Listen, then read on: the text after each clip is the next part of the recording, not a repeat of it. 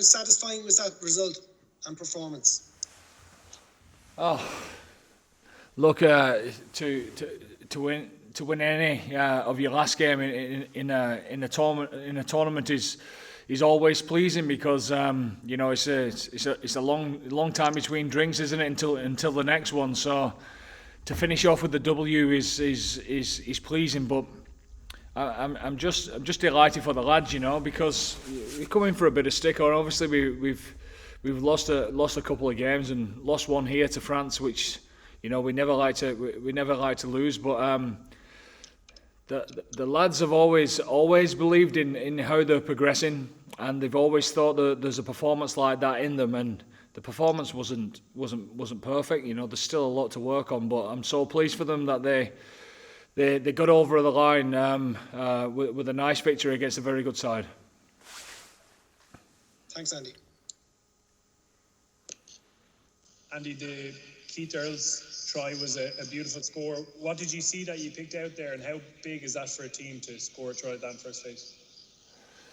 Well, yeah, I mean, it's something that we'd worked on all week, and you're always trying to find a way to, first of all, win the line out cleanly, and secondly, how you can manipulate a defence on the back of that. And we've worked all week. In fact, we practiced it hard yesterday with our timing of Keith Earls, and thankfully it paid off. I thought Jack Con's skill was outstanding to deliver the ball, because Tom Curry had read it very well, so that was very pleasing. I actually thought, wow, if Keith Earls' second try would have stood, that would have been pretty special in itself as well. Yeah, and the second score itself was really impressive passive attack. Did you feel that side of the game really clicked today, and what about it did click? Yeah, like I said, the lads really believe that they're making good strides, and attack is always the one that gets put under much pressure, the most pressure in a test match, and it's always the last piece of the jigsaw. And I'm delighted for them that they went through so many phases and held on to the ball and broke them down. And I thought Jack Conn was very good today. He's not played or started an international for quite some time, and he was just himself, so it's pretty fitting that he finished that try off. Thank you.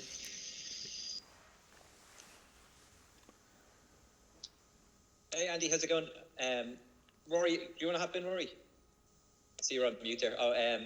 Yeah, Andy, just a couple ones for me. Just Johnny was kind of saying, with Bundy's thing, that maybe the discipline kind of just got away from there at the end. And what was your take on that one there? It looked like it was kind of a close enough call again. It's a tough one. I've just been speaking with the referee there, and he's asking me my thoughts, and obviously I'll analyse it properly to have a good look at it. It's tough, isn't it? The rules are the rules, but at the same time, it's very tough when I look at it again, but Billy seemed to be on a downward motion, certainly with his head, but if there's any contact, obviously they're very stringent with that at this moment in time. So he's gutted, Bundy. He's good mates with Billy as well, and he's in the tunnel there, making sure that they're still friends, which they definitely are. And then just the other one for me was, Johnny has kind of said before the game about those line spaces up for grabs, but definitely you would have saw a few lines out there tonight in the green jersey. 100%, and Warren came in during the week and watched our training session, and it was a great, like I said earlier in the week, it was a great tonic for us. There was a lot of good individual performances at the start of the competition. Some lads have just carried that on, and some lads are dead certs to get on the plane, and I've absolutely no doubt that there'll be one or two more headaches for Warren after that game. Oh yeah, just a word on CJ Stander, not a bad way to send him off back home. Well, I've just said to him in the changing rooms there that he can be as emotional as he wants to be now, because he's given his heart and soul to the jersey, to the green one and to the red one, and he's a chance to play in a cup final there for Munster next week. So we wish him all the best with that. But it's been it's been an emotional week that we've tried to keep a lid on it as best you can, and you can say whether we should have brought that out or not, but it was fitting that CJ was able to say goodbye to his friends and tell them the truth and where he's coming from and for reasons why, etc. And how they've responded to him and how he's kept a smile on his face has been totally fitting to what this team is about. And we're delighted that we're able to put a performance together for CJ to send him off in the right way. We're delighted that we managed to control the emotion in the right way. He's emotional in the change rooms, but happy emotional. He's I cannot say enough about him. As a bloke, he's the most kind-hearted, most genuine bloke that you'll ever meet, and he'll be a mate forever.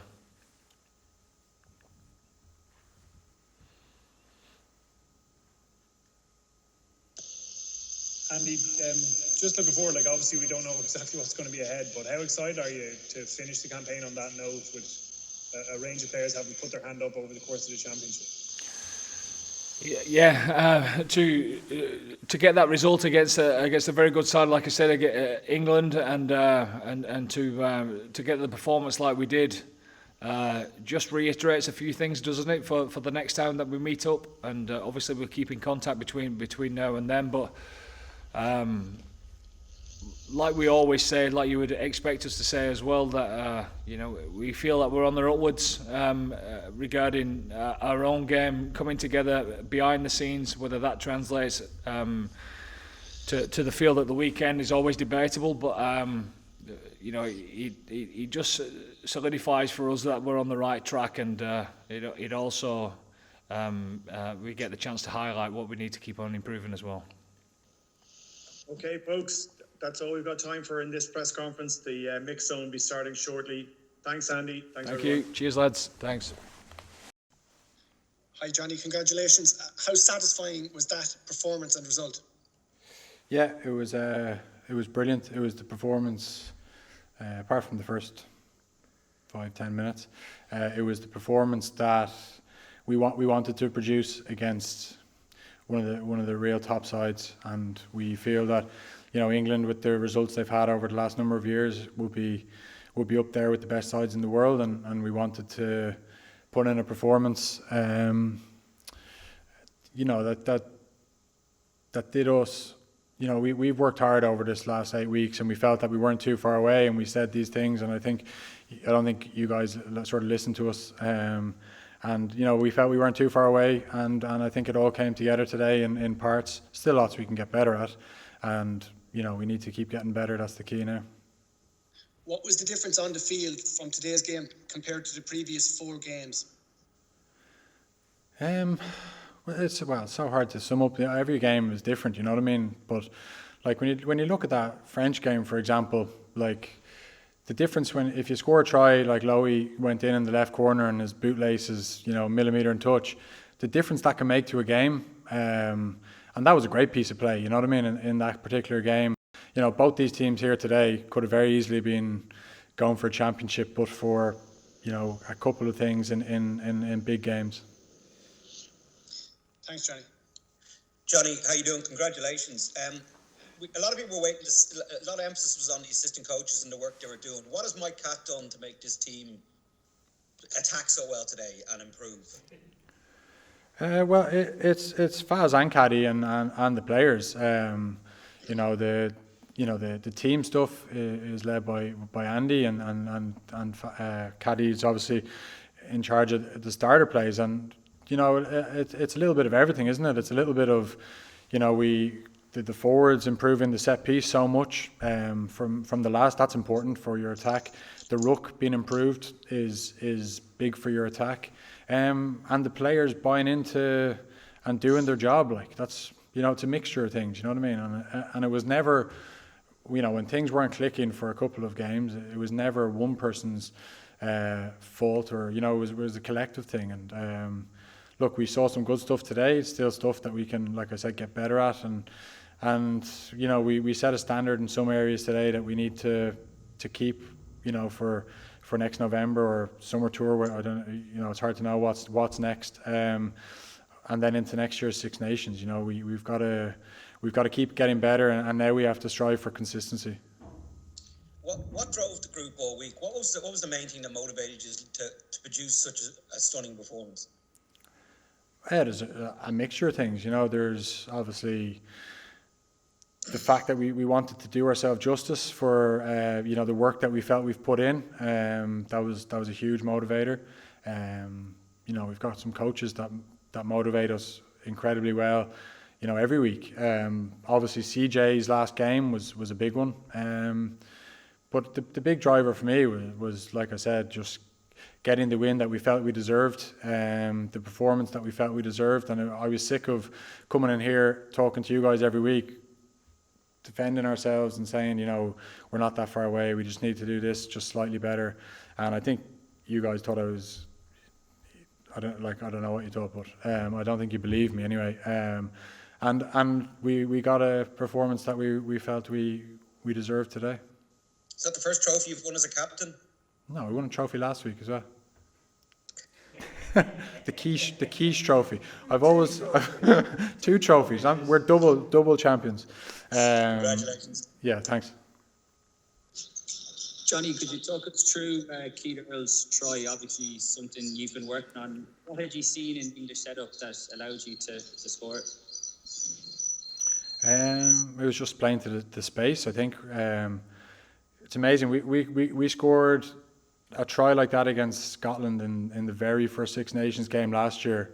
That was called back for a crossing that arguably wasn't. Similar kind of play, like where you target into the middle of the pitch where they're not coming up and go again. But it was good. It was good in that we didn't, you know, finish it off. You know, if we got that third try there, it could have allowed us to attack the fourth, which, you know, that bonus point would have maybe could be important. But obviously, just again, a small knock on in the middle. I couldn't really see it on the big screen, but yeah, it would have been a great team try if we got in. What does it do for the confidence level of the group when you do score a try like that when you have been working on it all week? You see, the thing is, and I've said it on numerous times, the confidence of the group has never been affected because, you know, in the 4 walls we live in Carton and in Blanchardstown where we train, like, you know, we saw a lot of the good stuff that we were doing. You know what I mean?